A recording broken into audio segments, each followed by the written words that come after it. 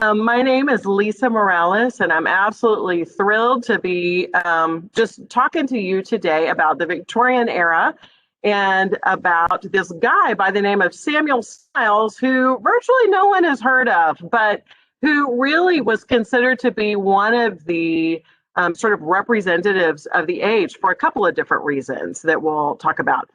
Before we start, I do want to just say that we are so grateful to Humanities Texas for a very generous grant that they gave us to explore the Victorian era, interdisciplinary studies surrounding Gilbert and Sullivan and the development of musical comedy. So there are a lot of different influences that folks maybe normally wouldn't connect, but that we have gotten to connect a little bit through this series of lectures and through our exploration of Gilbert and Sullivan. So right now I'm going to share with you a brief presentation. Friends, just so that you know, I have prepared probably around 20 minutes of material, just some things, some thoughts, ideas I want to take us through, and then there will be plenty of time for us to dialogue after. Let me see if I can share my content. And here we go. Let's see what happens here. And you know what? Hold on. I'm going to go to my PowerPoint and I'm going to put it on slideshow so that you get that version. Let's see if I can make this work here. I just did this successfully, so let's see. And from beginning. There we go. All right, fantastic. So the first slide just is my way of introducing this idea of the Victorian era. And I'm sure I'm being Captain Obvious here, but the picture that is behind the title of the presentation, What Can He Do For You? Sam Smiles Self-Help in the Victorian Era, that is Queen Victoria. And Victoria is an interesting character, obviously, in and of herself. The Victorian age was from 1837 to 1901, officially, sort of the length of her reign. And England pioneered a lot of traditions, but also went through waves of reform during her time as queen. And so the Victorian era is not just one monolithic thing. But actually, if you look at the era, you can divide it into periods of time and certainly pockets of thought, if you will. And so we're going to look at one particular pocket of thought that was super influential through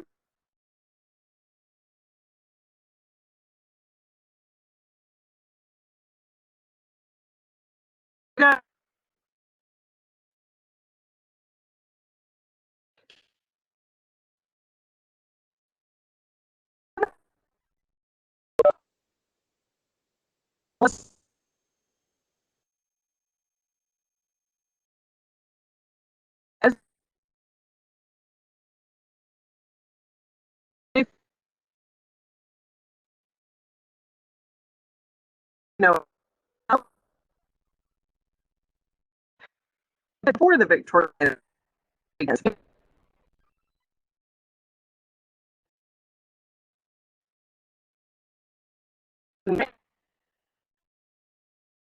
He was so in my head, when I say he was from Scotland, that means a particular thing, and it's associated with the Scottish Enlightenment. If the name's Adam Smith, who pioneered sort of laissez-faire, free market, the basis of a capitalist economic thought, if that name means something to you, know that certainly Samuel Smiles was very familiar with Adam Smith, David Hume. There are some thinkers in the Scottish Enlightenment that really influenced Smiles, and you'll see that in eventually what he writes.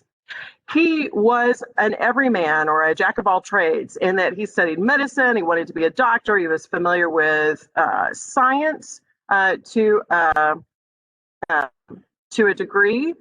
He also really wanted to influence people through media and wrote for certain papers and wanted to be an influential journalist. And then he was also very, very involved in political commentary. As a journalist and otherwise, he wanted to see certain reforms, and he wanted to see Victorian society develop. So interesting sort of combination of interests that he had. His most famous work, if you will, and you can argue that point certainly, but arguably what he's most famous for in terms of his writing is this book called Self-Help. And self-help, I'm holding it up. You can probably see sort of the mirror of it, which isn't helpful to you, I'm sure. But self-help was known as the Bible of Victorian liberalism. And I'd like to take just a second and unpack that. So liberalism in the Victorian era had to do with the products of the Scottish Enlightenment. So this idea of freedom, of limiting government, of freedom of expression, of individualism, a lot of byproducts of Scottish Enlightenment thinking became hallmarks of the Victorian era and priorities of the Victorian era that ultimately become subject to reform. So interesting, kind of interesting. All right.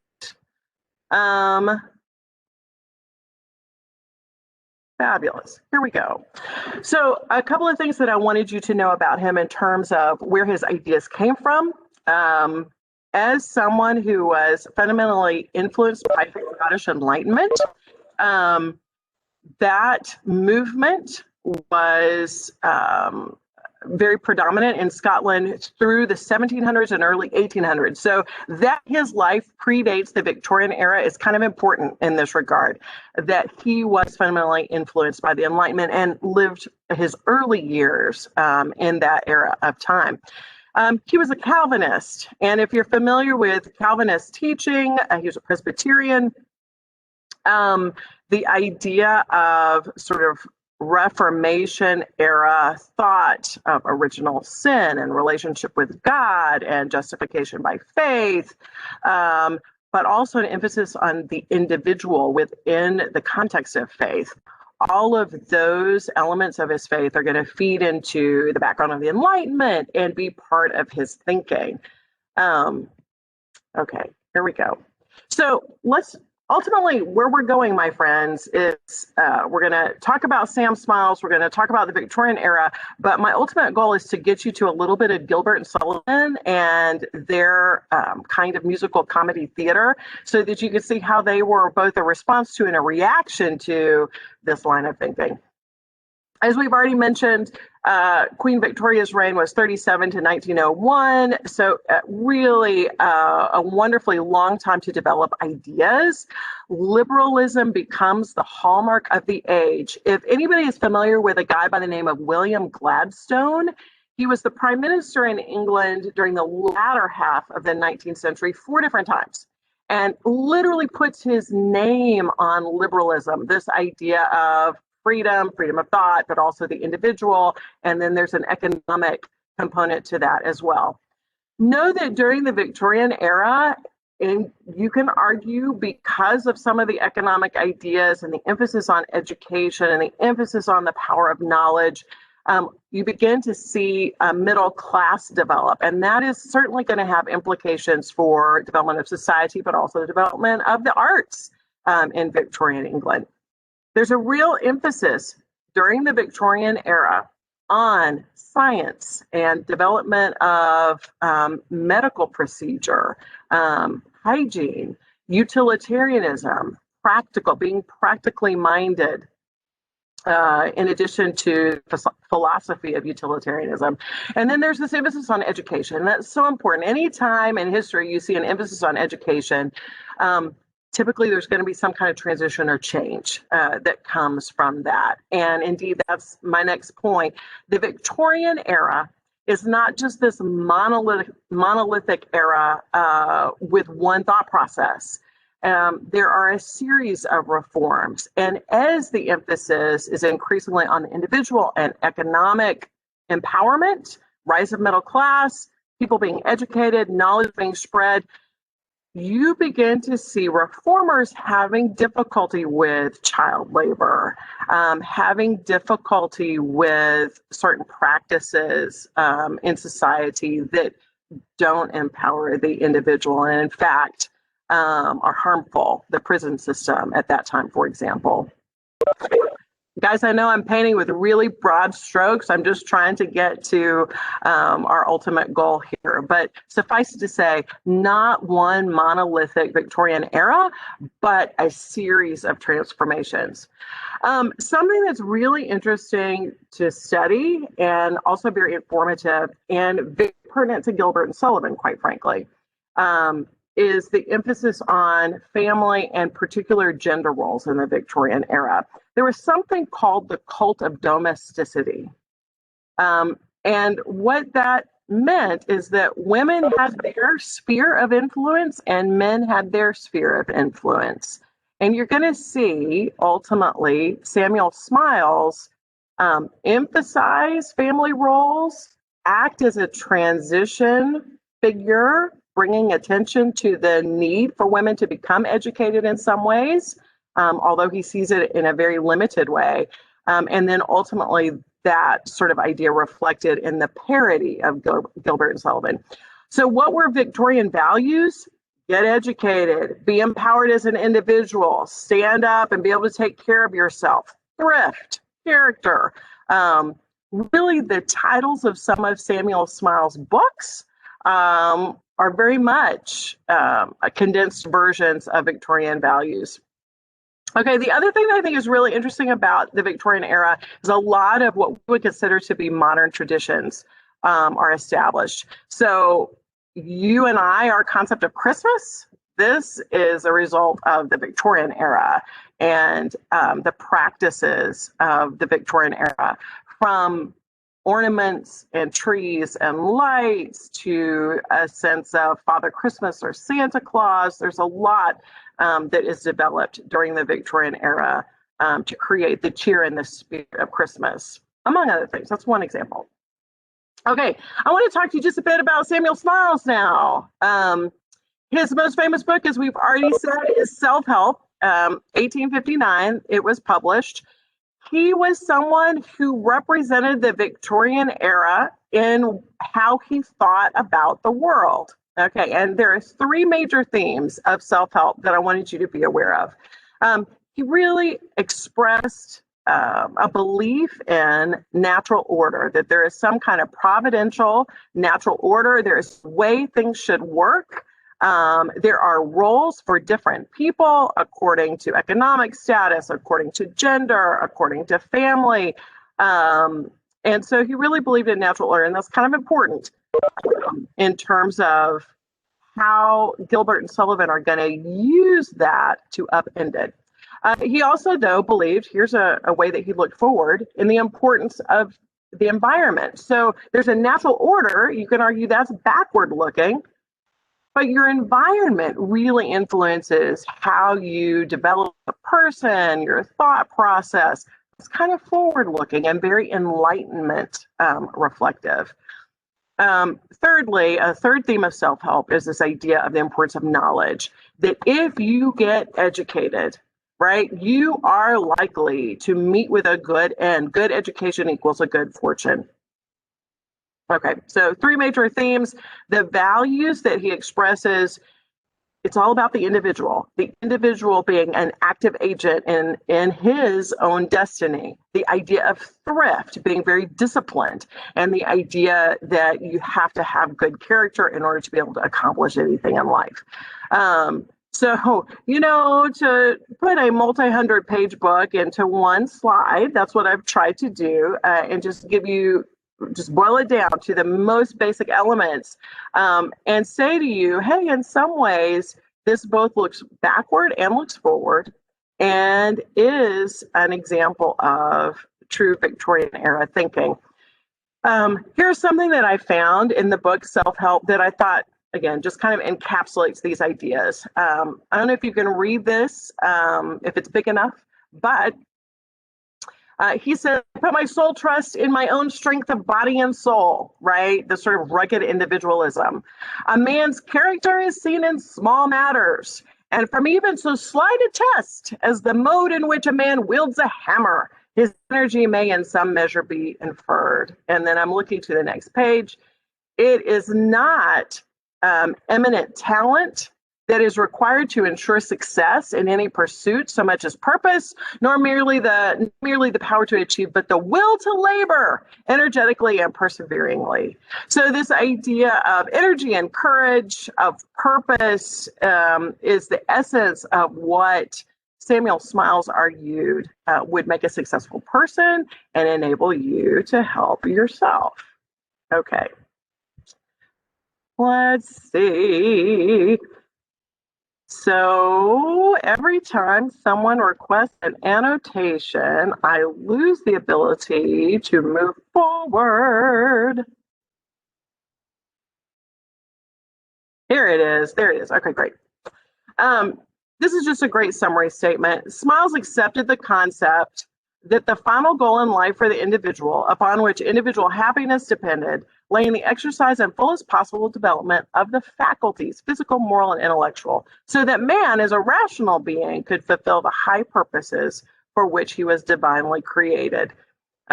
This idea of you doing all you can do to help yourself is the essence of Samuel Smiles, what he wrote, and how to become a successful person in this Victorian era.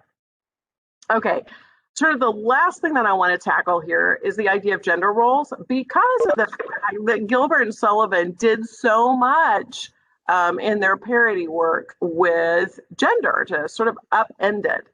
I've mentioned to you the cult of domesticity. This is such a factor in the Victorian era. How women were viewed and how men were viewed. They each had their separate spheres, right? And a really generous thinker about gender roles would say, oh, neither sphere is less important. They're both equally important. The female's sphere has to do with home and family and kids, and she needs to be, here's the forward-looking focus. She needs to be well educated. She needs to be able to think well because she is raising these kids, right? And they need to be able to think well. So in an interesting way, education for women did become a focal point of the Victorian era, as folks emphasized what the family and the children would need. And because of that, the Victorian era becomes a transition era of reform of sorts in the field of education. Men obviously had their sphere outside of the home. And so from providing to taking care of the family from the outside, all of those roles were very, very important. A question that I'm constantly asking as I'm looking at the Victorian era has to do with whether it's backward looking or whether there's a forward focus. And I think the answer, particularly when you look at gender roles, is both, right? But certainly we could take any issue that was being faced by Victorian society and ask that question and come up with a similar answer. It was an era of reform. And so the later Victorian period looks very, very different from the early Victorian period. Okay, so here's our ultimate goal. We've arrived. What does all of this have to do with Gilbert and Sullivan and theater and the development of musical comedy? So what I think is kind of fascinating about Gilbert and Sullivan, and the reason why they're sort of a pivot point in musical comedy, and the reason why you can argue that without Gilbert and Sullivan, contemporary musical theater might not look the same. They played with these tensions, right? They played with what they saw as the absurdity of some of the rigid ways that Victorian society worked. So, whenever the spheres of influence, whenever people did not view that with generosity, it became rigid. I'm kind of speaking in code, I'm not trying to, but, there are folks who saw separate spheres as incredibly rigidly defined. And Gilbert and Sullivan liked to play with that. They had such an awareness of what really makes comedy. And it's this sense of the absurd with the characters not realizing how absurd they are, with the characters being very realistic. And so they set that up. They created that within a musical genre that becomes completely synonymous with their names.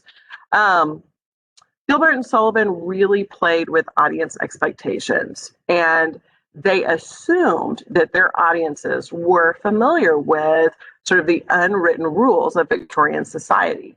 And so, very, very fascinating reflection of society. That's what Gilbert and Sullivan and their sort of version of musical comedy becomes. I wanted to close with just two examples, and then we can just talk and ask and answer questions. Gilbert and Sullivan are known for their patter songs. They tend to give patter songs to male figures, and I wanted to play you just a little bit of one if I can find it here.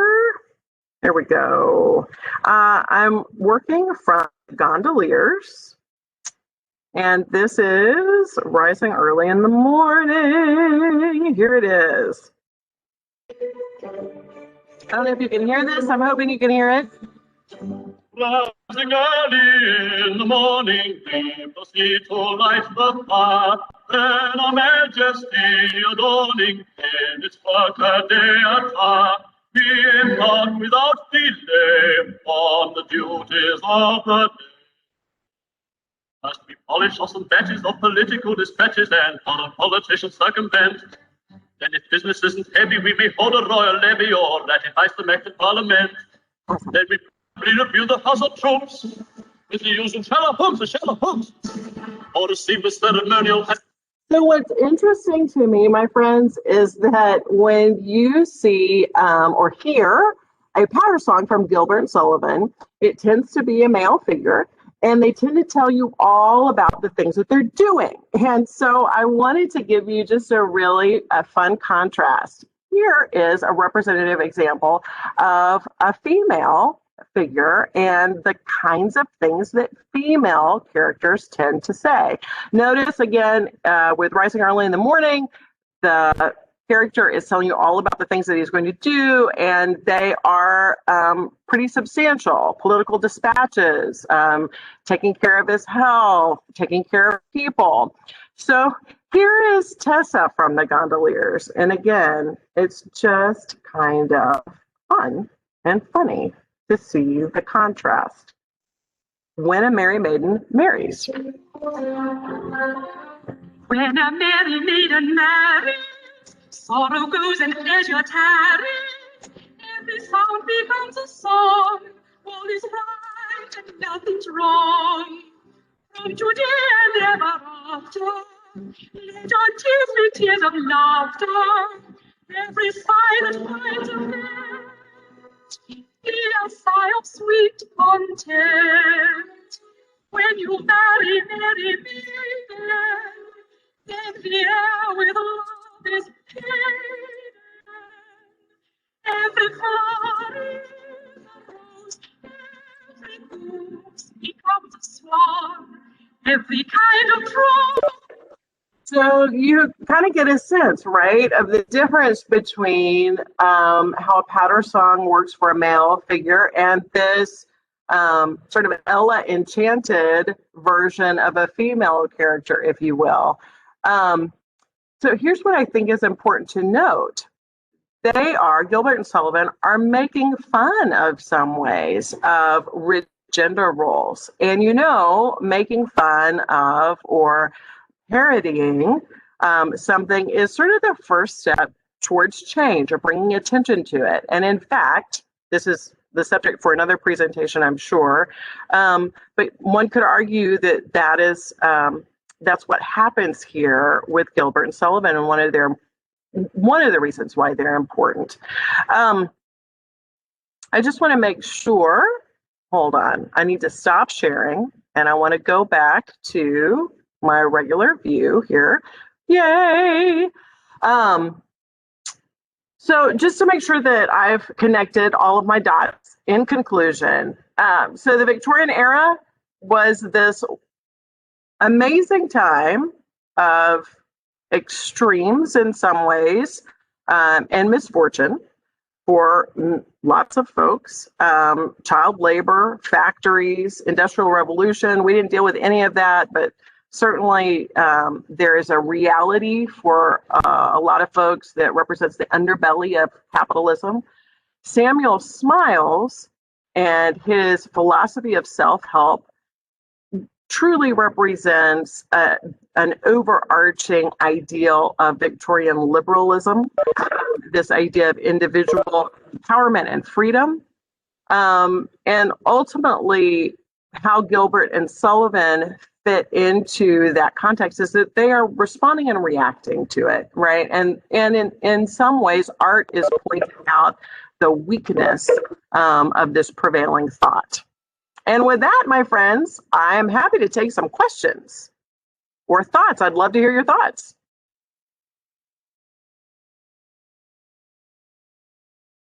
I'm hoping you have some thoughts. I absolutely, this is Mary Catherine. Hi, Mary Catherine. I absolutely love that. I just had a question. So Yeah. you talked about how Gilbert and Sullivan, they kind of made fun of the rigid gender roles. I was wondering, did they face any backlash of that? Did anyone pick up on that? Was there any negative connotations that came around? It's so funny you asked that. I think Dr. Farron and Dr. Rollins also just mentioned an answer to your question in the past couple of lectures, and I'm going to dovetail on what they said. So it's really interesting when you are joking or when you're parodying something, sometimes you can get away with a little bit more than if you came out and said something overtly. And I think that a case can be made that that's what happens with Gilbert and Sullivan. It's the glory of art, right? Sometimes artists can make a statement that a politician couldn't, for example, or someone who is just speaking plainly to the issue can't make as effectively. Because it's entertaining and entertainment, and because the melodies are light and pleasant and gorgeous, and because they're also making fun of opera, it was hard to kind of pin down exactly what they're making fun of, right? So Gilbert and Sullivan were making a societal statement, but if you were sitting in their show, you might just think, oh, they're making fun of La Traviata, or they're making fun of Puccini, or they're making fun of another art form, as opposed to a more serious statement. Does that make sense at all?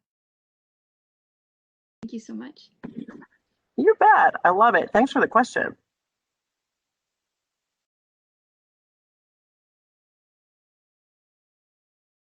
Other thoughts?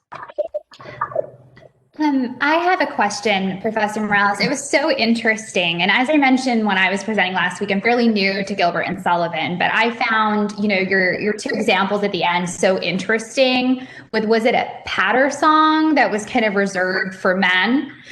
And, from my own knowledge about the Victorian era, class is such a big layer to all of this. And so I just wondering, are there specific types of songs reserved for commentary on class, or is just this something that we see that has to do with gender? Yes. Oh my goodness. So that's a whole other can of worms, right? And we definitely could just do a presentation or some kind of exploration of class because it was huge. I mean, a lot of the waves of reform had to do with sort of pushing up against prevailing class structure and folks' rigid ideas of class. And Gilbert and Sullivan are definitely pushing the boundaries of thought related to class structure as well. I think the patter songs, again, all the things that they're doing and can be related to the military, can be related to other roles that they play as males. I think that class structure is very much wrapped up in that style of song in Gilbert and Sullivan as well. But it'd be super interesting just to take a look at that, quite frankly. Thank you so much. in general, as they were trying to create this sense of absurdity, right? Their sense of humor, sense of absurdity, upending anything that would be seen as traditional to the degree that that was acceptable during that time, was certainly a goal of theirs.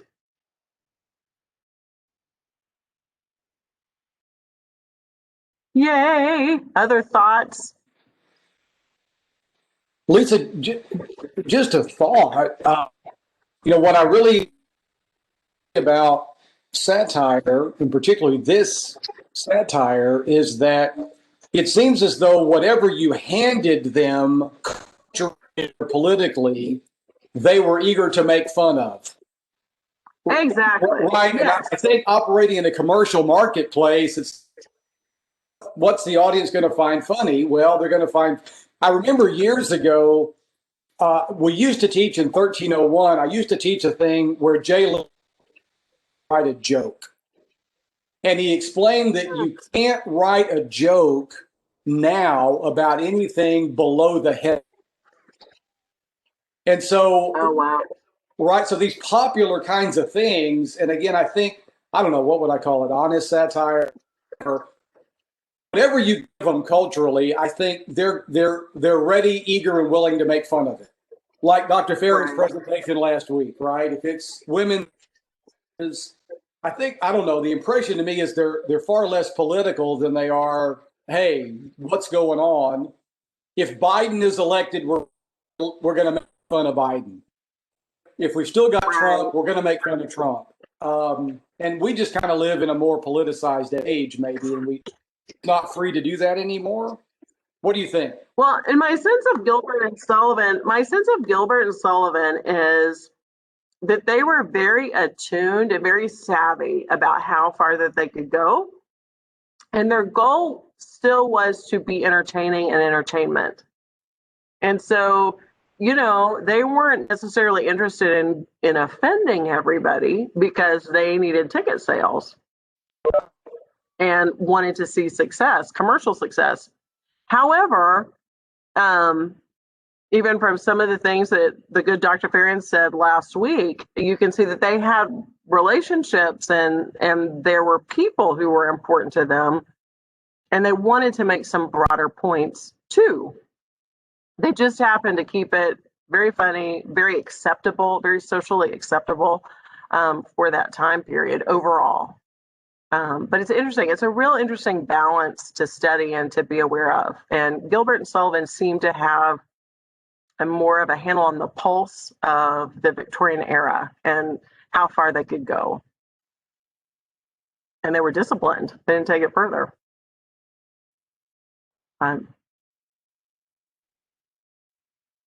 Yay. Yeah. Well, I so appreciate. Anybody have further comments?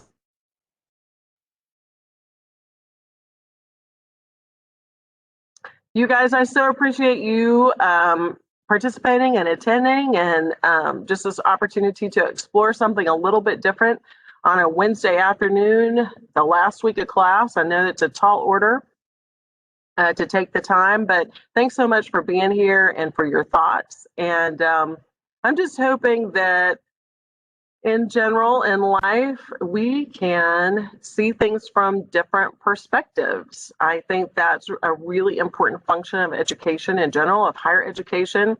And I'm so reminded of how much I love history and I love teaching history, because the thing that history teaches us is that there's never just one way to look at something. There are always so many perspectives. And man, that's so empowering. It's just awesome. I hope you guys have enjoyed it. And I will see you soon. I hope. Take care, you guys. Thanks very much, Lisa. You are so welcome. Thanks for being here.